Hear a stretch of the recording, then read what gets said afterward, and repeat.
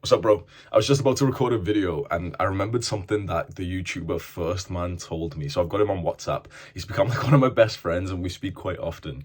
And he told me something that honestly made me like so impressed and so surprised by him, because if you watch his videos, he comes across as kind of like a hard like businessman, do the work and everything, and like almost like old school business success.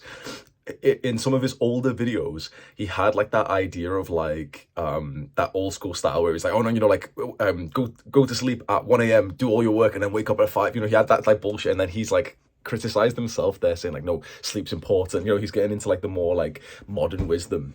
And one of the things he told me recently, like about a month or two ago, I was writing a book. I've been asked to write a book like by so many of my boys, and I was gonna write like a novel, which was gonna be like a self-improvement style storybook. So instead of like a normal, I'm just going to tell you the idea because anyone can like copy me if they want and just like write the book if you want. But instead of like a normal self-improvement book, which is like, oh yeah, like have discipline and meditate and exercise, like all the, just like it can be nice and stuff. But instead of like a normal one, what I was going to do was write more like a novel, like a story of like a character who goes through his self-improvement journey. So it's got like a relatable character who's starting off, and he's like, it's very modern. So he's like starting off watching Pornhub and watching YouTube videos, wasting his time playing video games, not doing well in school or in work. And then he kind of discovers the self-improvement YouTube videos and he goes from there. Then he struggles and, he wants to like implement the videos, but he just can't seem to. And the idea was that the reader was going to relate to the character. And so when the character goes through like a hurdle and then he overcomes something, so for example, the character learns about meditation, but it doesn't work for him. And like, he's so annoyed it doesn't work, but then like slowly and surely it starts working because he changes his mindset. The reader who relates to that character will also see that process and kind of like it would click for him too. So it's like the reader gets the benefit of a self-improvement book that's hidden inside of a novel. I think that's like an awesome idea. Every single person I told it to said it was like a brilliant idea. I should start working on it ASAP. One of my best friends, Nabil, told me like I should be bullish on this book, and literally like that would be the biggest thing that would like get my name on the map. It would literally get me on like talk shows and everything. So I was like really, really motivated to do it. And as soon as I started writing, bro, I hated it. Honestly, I literally hated it.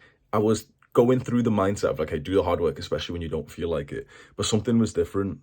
The thing that was different was that when I implement that mindset of doing the hard work, especially when you don't feel like it, it's a bit hard to start, but then you get into the flow of it. So for example, you don't feel like working out, but then you go. And it's like you usually feel like you feel sick once you've like used discipline to go and do some hard work that you weren't feeling like. And after the workout, you feel awesome.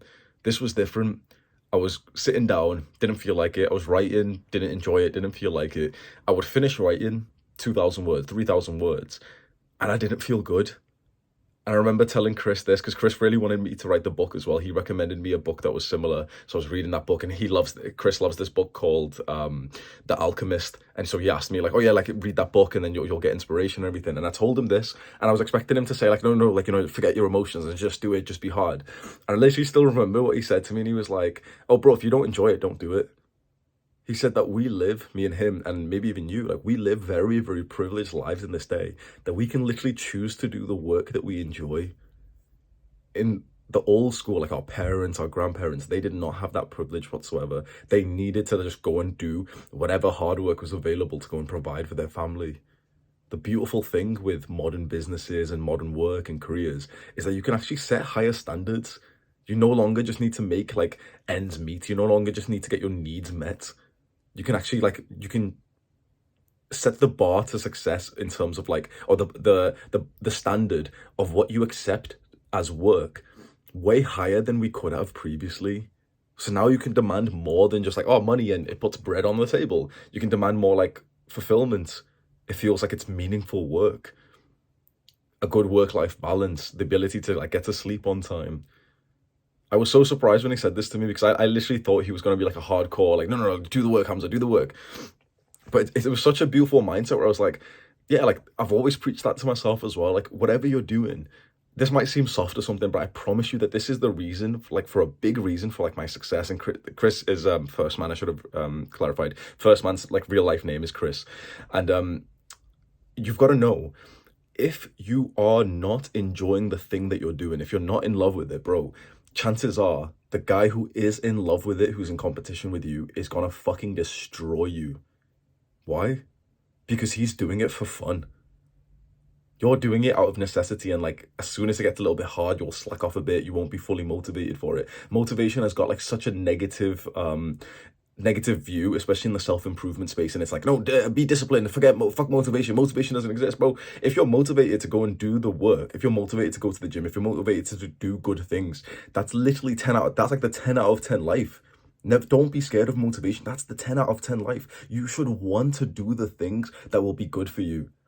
Now, for example, what's interesting is that if you aren't motivated for the gym is a very, very interesting one, because the reason why we're not motivated is because we live lives of like of comfort and stability. And so you don't feel very motivated to go to the gym. Sometimes you feel like, oh, I can't be bothered, I can't be bothered. It's cold outside. I don't want to get changed. I don't want to go to the gym. But pretty much 99% of the times when you do the hard work, especially when you don't feel like it, when it comes to the gym, you feel awesome. And usually you don't even need to like do the full workout for that. It's usually by the time you put your music in, you get your shoes and you're like, okay, I'm going to the gym. It's like straight away you feel better about it. You realize it was just your Jeffrey brain trying to trick you. And if you don't feel better by then, you actually go to the gym, you get a pump, you feel fucking awesome. There's been very, very, very, very small limited times where I've went to the gym when I didn't feel like it. I had a workout, didn't really enjoy it, came back home and thought like, no, you know what? I can't even think of a single time where I've come back home and thought like, I wish I didn't go to the gym. That's interesting. There's almost no time where you're literally gonna think, oh, I regret going to the gym today, unless if like you fucked up or you really didn't have time and you missed something that may have been the priority above it, like an exam or something. But something to keep in mind, man. Whatever work task that you're focused on right now, if it's absolutely essential for your work, for your studies, fair enough. But you'll find the beauty of like business is that you literally choose. So if you're trying to become more like an entrepreneur or like a content creator or an influencer, if you're trying to make like raps or your music, if you're trying to become an athlete or something, make sure it's something that you really, really love. It's like modern advice that's so looked down upon because by, the old school style of like, no, just do the work. But the way I see it is like, if you always enjoy what you do, you're going to live a good life. And if you enjoy what you do and you make half as much as the guy who hates what he does, but like he's making a lot of money, you have the better life. Something I said in a previous video on this channel is that you've got to see like the pillars of life. And there's multiple pillars, isn't there? There's a pillar for like money, wealth, but there's also a pillar for how much free time you have. There's a pillar for travel and exciting experiences. There's a pillar for relationships and health and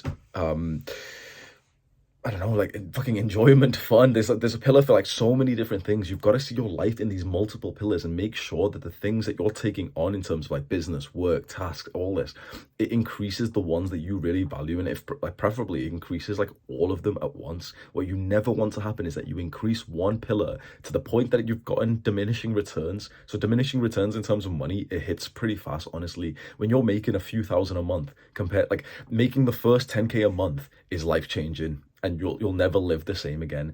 After making 10K a month, if you make 30K, nothing changes. Literally nothing changes. If you make 50K, nothing changes. 10K to 100K, yeah, maybe a fair amount is like kind of different and you have the less stress to like spend money. But it's the first 0 to 10K. And honestly, 10K is even an exaggeration for the majority of people. It's the first like 0 to 3K to 4K to 5K a month. After you hit that diminishing return, start seeing, okay, well, how much extra enjoyment can I get into my life whilst doing the good things? I've got so much love for Chris for telling me to do that, because that was like the motivation for me to like just stop writing the book. And I thought, okay, well, what should I spend my time on? And it's a really, really obvious answer, but I was like, oh yeah, YouTube. How about, I was going to put in 2 hours a day into writing this book. How about I just put those 2 hours back into YouTube? And this was about a month ago, and the channel has really grown because I just put extra focus. I literally spend like so much time. Here's my goals page. I spent so much time just staring at this goals page, and this one page has truly changed my life. I literally just wake up, read my goals, read all over it, write them down, and just the extra time and intention I've put into like the direction that I want to go to has been so valuable. All these little pussy YouTubers told me like, oh, don't set goals. It's all about the journey, not the, shut the fuck up. It's all about the journey, bro. Having more time to set goals, to really look at them, it has truly changed my life. I can't believe like for so long I was on this thing of like, set systems, not go. Shut the fuck up. Bro, if you don't have clear goals that you obsess over, I guarantee that you're not enjoying the process as much as you could be, because the systems and the goals, the systems and the journeys, like that's like the habit, and it's really nice. It's important, like, you know, it's absolutely vital to have that. It's important, but the truth is, it's the future visualization. It's the destination that you want to go. Oh, set systems, set fucking goals. That's like saying like, oh, like enjoy the road that you're currently driving on, but don't think about where you're trying to get. What the no, shut the fuck up. Like, what the fuck are you talking about? Yeah, okay, this road that I'm driving on is nice, but like, where am I going to, bro? I need a goal. You need goal. You need, like, when you get into your car, you need to know where you're going. Now, that doesn't mean, okay, just single-mindedly think about where you're going, because you still need to pay attention to every road sign, make sure no dumb little kid like runs in front of you. But you need to have the goal of where you're going, and you need to keep it in mind a few times, don't you? Every time you get into your car, you know where you're going. Every single time. But these guys will tell you, no, just focus on the journey. Drive wherever you want. Just focus on the journey. It's all about the system. Shut the fuck up. You need the goal, and you need to keep it in mind at least a couple times a day. That's like, bro, if you're trying to compete with me, if you're trying to fucking like do something with your life, that's one of the best pieces of advice I can give you. Just get obsessed with goals like this. I literally just wake up and literally just stare at my goals page for like 20, 30 minutes, and then I write my goals down as well. This is kind of off topic, but like, I love doing this shit here. Give me a kiss, bro. Mwah.